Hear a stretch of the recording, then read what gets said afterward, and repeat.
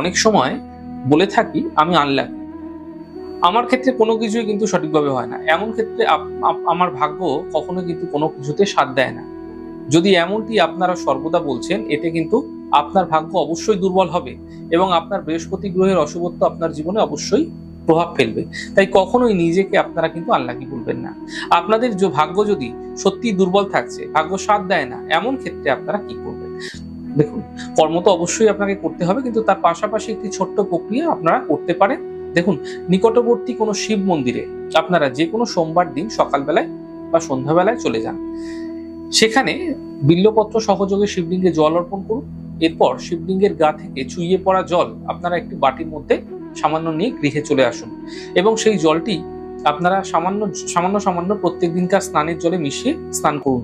এই প্রক্রিয়া টানা 16 দিন করুন। এই ছোট্ট প্রক্রিয়ার মাধ্যম দিয়ে কিন্তু আপনারা ভাগ্যকে অবশ্যই জাগ্রত করতে পারবেন।